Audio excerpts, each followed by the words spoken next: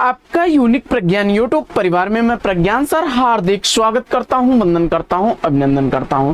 प्यारे साथियों, सुबह के 5 बज चुके हैं। जिस प्रश्नोत्तरी 50 का आप बेसब्री से करते हैं इंतजार, आपकी चहती प्रश्नोत्तरी 50 लेकर के आपके बीच उपस्थित हूं। जैसा कि आप जानते हैं, प्रश्नोत्तरी 50 का मुख्य उद्देश्य आपके अध्ययन का आपको रिवीजन कराना। वन लाइनर शैली में 50 महत्वपूर्ण प्रश्नों को प्रतिदिन सुबह सुबह आप करते हैं रिवाइज। तो इस रिवीजन श्रृंखला से जुड़ने के लिए फटाफट वीडियो को लाइक और शेयर करिए। चैनल पर पहली बार होंगे तो चैनल को सब्सक्राइब करके बगल में बने हुए बेल आइकन से ऑल बटन को प्रेस करना बिल्कुल ना भूलें। तो बिना समय गंवाए साथियों, प्रारंभ करेंगे आज की इस पाठचर्या को। लेकिन उससे पूर्व देखेंगे आज का प्यारा सा मॉर्निंग कोट्स। और आज का सकारात्मक विचार है कि जहां तक दिखाई दे वहां तक जाने की कोशिश अवश्य करें, और जब आप वहां पहुंचोगे तो उसके आगे का भी रास्ता आपको दिखाई देगा। साथियों, जीवन में कभी भी आपको निराश नहीं होना है। और अगर आप ये सोचते हैं कि आपके लिए सारे दरवाजे बंद हो चुके हैं तो ये आपकी भूल है, क्योंकि हर एक व्यक्ति के जीवन में संघर्ष होता है और संघर्ष के बाद ही आपको आपका लक्ष्य मिलेगा। तो इसी प्यारे कोट्स के साथ प्रारंभ करते हैं शायद प्रश्नोत्तरी 50 को, और देखते हैं आज की प्रश्नोत्तरी 50 का पहला प्रश्न आपके स्क्रीन पर। यम गाथा किस विधा की रचना है, इसका आपको जवाब बताना है। जवाब में आपने दूधनाथ सिंह द्वारा लिखा गया यह नाटक विधा चुना, तो बिल्कुल सही जवाब सन 2000 ईस्वी की प्रकाशित यह रचना दूधनाथ सिंह की है। दूसरा प्रश्न संख्या 2 है कि जयद्रथ वध, जय भारत। जयद्रथ वध और जय भारत दोनों ही काव्य रचनाएं किसके द्वारा लिखी गई रचनाएं हैं। जवाब में आपने मैथिली शरण गुप्त को चुना, तो बिल्कुल सही जवाब जयद्रथ वध 1910 ईस्वी का प्रकाशित, वहीं जय भारत 1952 ईस्वी की प्रकाशित रचना है। बढ़ते हैं प्रश्न संख्या 3 की तरफ। तीसरा प्रश्न आपके स्क्रीन पर कि सुनहले सहवाल, हरी घास पर क्षण भर काव्य कृतियों के रचनाकार कौन है। सुनहले सहवाल और हरी घास पर क्षण भर काव्य रचनाएं अज्ञेय द्वारा लिखी गई रचनाएं हैं। सुनहले सहवाल 1966 ईस्वी का प्रकाशित, वहीं हरी घास पर क्षण भर 1949 ईस्वी की प्रकाशित रचना है। चौथा प्रश्न है कि दर्शन में जो भौतिक विकासवाद है, राजनीति में जो साम्यवाद है, वही साहित्य में प्रगतिवाद है। दर्शन में जो भौतिक विकासवाद है, राजनीति में जो साम्यवाद है, और साहित्य में वही प्रगतिवाद है, यह कथन किस विद्वान का है। जवाब में आपने गणपत चंद्र गुप्त जी को चुना, बिल्कुल सही जवाब।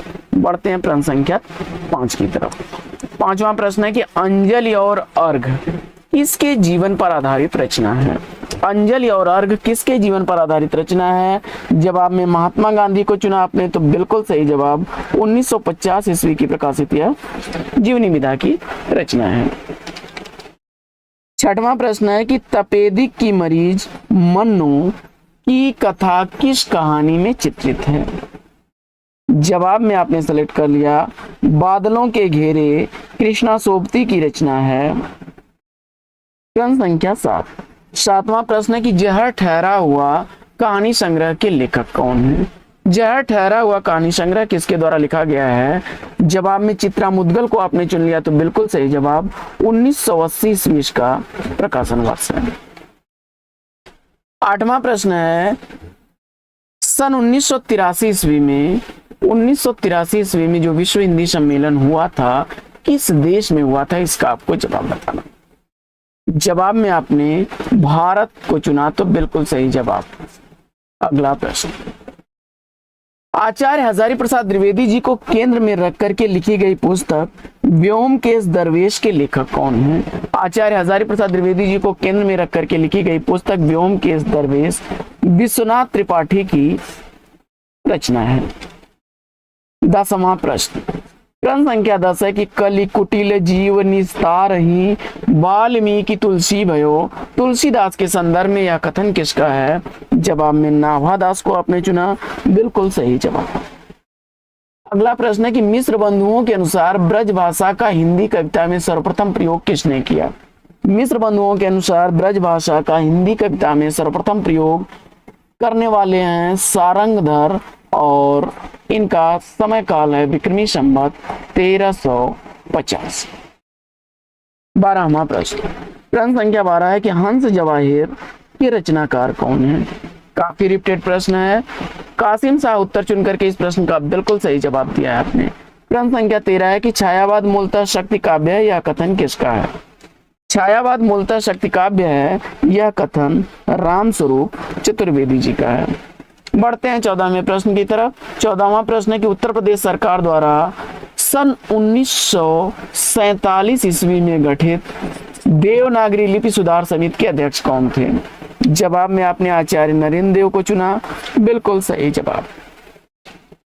15वां प्रश्न है कि मेरा सात जन्म आत्मकथा की लेखिका कौन है।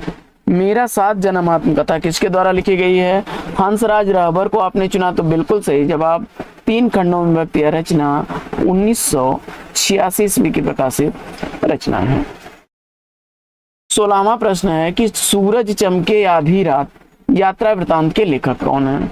सूरज चमके आधी रात यह यात्रा साहित्य किसके द्वारा लिखा गया है। जवाब में हिमांशु जोशी को आपने चुन लिया, बिल्कुल सही जवाब।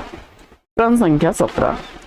17वां प्रश्न है कि जितने लोग उतने प्रेम के रचनाकार कौन है। जितने लोग उतने प्रेम रचना लीलाधर जगुड़ी की रचना है।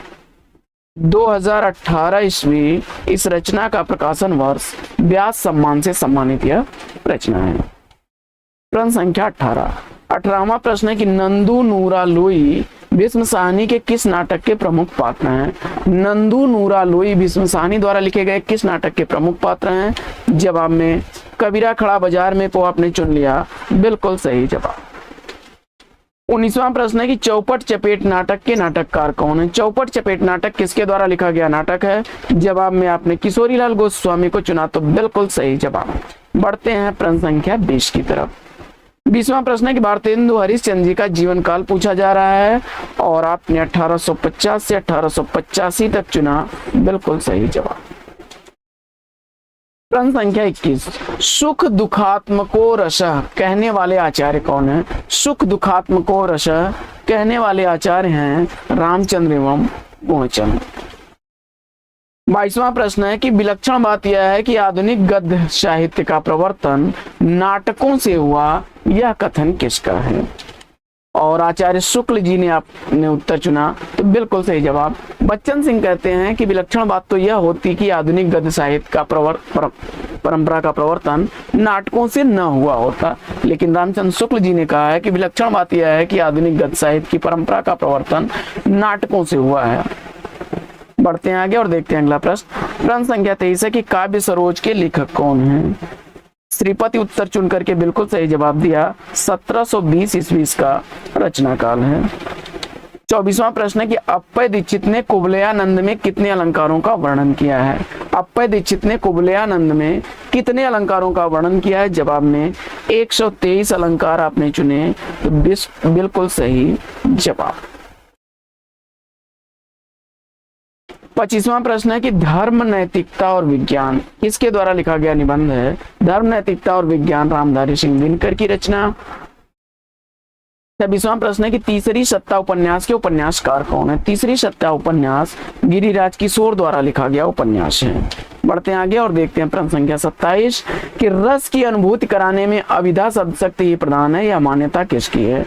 रस की अनुभूति कराने में अविधा शब्द शक्ति ही प्रधान है, यह भट्टनायक की है। वैशाली की नगर वधू कृति का प्रकाशन वर्ष क्या है। वैशाली की नगर वधू चतुर्सेन शास्त्री की रचना और 1949 ईस्वी का प्रकाशन वर्ष है। कुप्पी, टोपी, नीर, पापड़ किस भाषा परिवार से हिंदी में आए हुए शब्द हैं, इनका आपको जवाब बताना है। और द्रविड़ भाषा परिवार चुन लिया आपने, तो बिल्कुल सही जवाब। 30वां प्रश्न है बोलने दो चिड़ को काव्य संग्रह के रचनाकार कौन है। नरेश मेहता उत्तर चुन करके इस प्रश्न का बिल्कुल सही जवाब दिया आपने। अगला प्रश्न प्रश्न संख्या 31 है कि जय वर्धमान नाटक के नाटककार कौन है। जय वर्धमान नाटक का नाटककार पूछा जा रहा है। राम कुमार वर्मा उत्तर चुना आपने, बिल्कुल सही जवाब। 32वां प्रश्न है कि अष्टपदी जोग के रचनाकार कौन है। अष्टपदी जोग का रचनाकार आपने हरिदास निरंजनी को चुना, बिल्कुल सही जवाब। अगला प्रश्न संख्या 33 है कि जंगल के जीव किसकी रचना है? जंगल के जीव किसकी रचना है? जवाब में श्री राम शर्मा को चुन लिया आपने, बिल्कुल सही जवाब। अगला प्रश्न संख्या 34 है कि सिंहासन 32 पुस्तक के रचनाकार कौन है? सिंहासन 32 पुस्तक किसके द्वारा लिखी गई है? उत्तर में लल्लू लाल को आपने चुना, तो बिल्कुल सही जवाब। 1801 ईस्वी इसका प्रकाशन वर्ष। 35वां प्रश्न है कि वैशाली की नगर वधु का प्रकाशन वर्ष अभी हम लोगों ने पढ़ा था कि चतुर्सेन शास्त्री द्वारा लिखी गई यह रचना 1949 ईस्वी की है।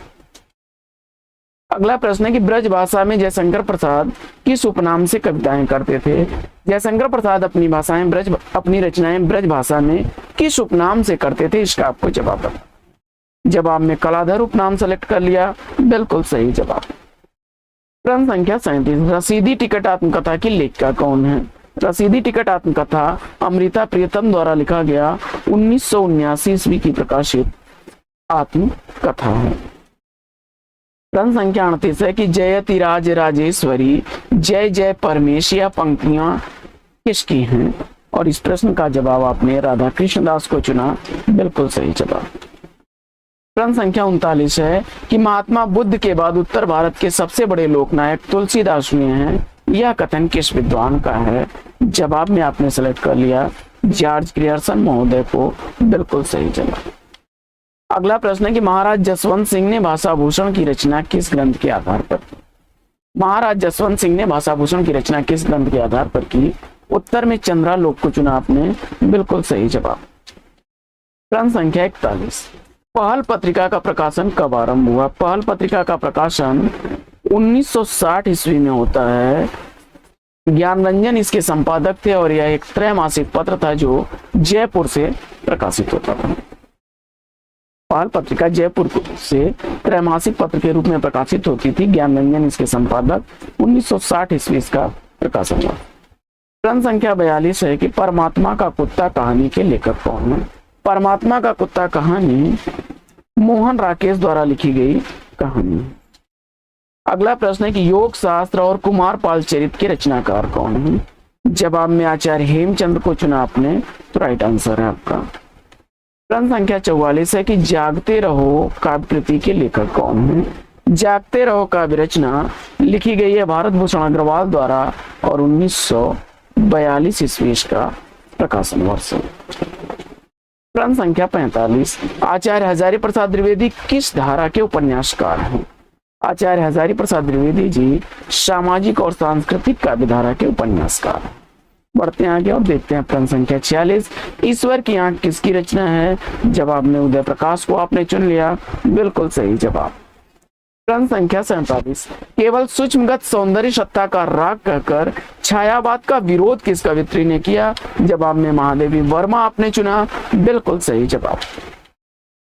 प्रश्न संख्या 48 है कि जीप पर सवार इल्लियां किसकी हास्य व्यंग रचना है? जवाब में शरद जोशी को चुन लिया, बिल्कुल सही जवाब। और जब तो मुकाबल हो तो अखबार निकालो, यह पंक्तियां किसकी हैं? अकबर इलाहाबादी उत्तर चुन करके बिल्कुल सही जवाब दिया है।